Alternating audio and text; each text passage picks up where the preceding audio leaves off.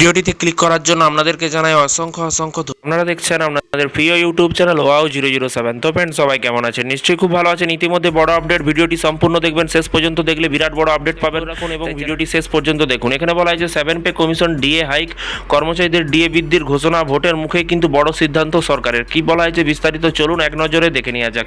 এখানে বলা হয়েছে পশ্চিমবঙ্গে বিধানসভা ভোটের অনুষ্ঠিত হতে চলেছে আর কয়েকদিন। তার আগে কিন্তু সরকারি কর্মচারীদের জন্য বড় সুখবর, কেন্দ্রীয় সরকারের জন্য কিন্তু 2% ডিএ বৃদ্ধি করা হলো।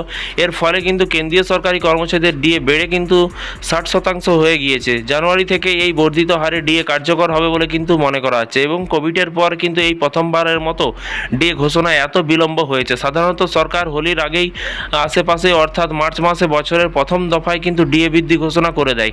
তবে গত 10 বছরে এই প্রথমবার সরকার এবং এইদিকে নির্বাচনের আবহে কিন্তু রাজ্যের সরকারি কর্মচারীদের নিজেদের দিকে টানতে ডিএ এবং বেতন কমিশন নিয়ে কিন্তু বড় প্রতিশ্রুতি দিয়েছে বিজেপি এবং বর্তমানে কেন্দ্র ও রাজ্য সরকারি কর্মচারীদের ডিএর ফারাক অনেকটাই। এইদিকে রাজ্য এখন ষষ্ঠ বেতন কমিশনের কার্যকর রয়েছে, এইদিকে বিজেপি যে বর্তমানে কেন্দ্র ও রাজ্যের সরকারি কর্মচারীদের ডিএর ফারাক অনেকটাই, এদিকে রাজ্যে এখন ষষ্ঠ বেতন কমিশনের কার্যকর রয়েছে। এদিকে বিজেপি প্রতিশ্রুতি দিয়েছে যে সরকার গঠনের পরেই কিন্তু 45 দিনের মধ্যে নাকি রাজ্যে তারা কিন্তু সপ্তম বেতন কমিশন কার্যকর করবে।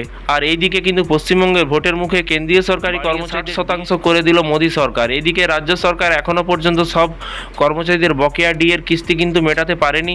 গত 15 এপ্রিল এক হলফনামায় পেশ করে কিন্তু রাজ্য সরকার বলেন যে রাজ্য সরকারি কর্মচারীদের বকেয়া ডিএ বাবদ কিন্তু 1000 কোটি টাকা দেওয়া হয়েছে। প্রসঙ্গত দীর্ঘ কয়েক বছর ধরে কিন্তু সুপ্রিম কোর্টে ঝুলেছিল পশ্চিমবঙ্গ রাজ্য সরকারি কর্মচারীদের বকেয়া ডিএ মামলা। উল্লেখ্য, সুপ্রিম কোর্টে রাজ্য সরকারি কর্মচারীদের ডিএ সংক্রান্ত যে মামলাটি চলছে সেটা কিন্তু পঞ্চম বেতন কমিশন সংক্রান্ত এবং এর পাশাপাশি বলা হয় যে 2016 সাল থেকে কিন্তু এই মামলা চলছে। এই মামলাটি ট্রাইব্যুনালের কলকাতা হাইকোর্টে হয়ে কিন্তু সুপ্রিম কোর্টে এসেছে। প্রথমে স্যাটে জয় পেয়েছিল রাজ্য সরকার, তারপরে থেকে কিন্তু প্রতিটি ক্ষেত্রে জয় পেয়েছে রাজ্যের সরকারি কর্মচারীরা।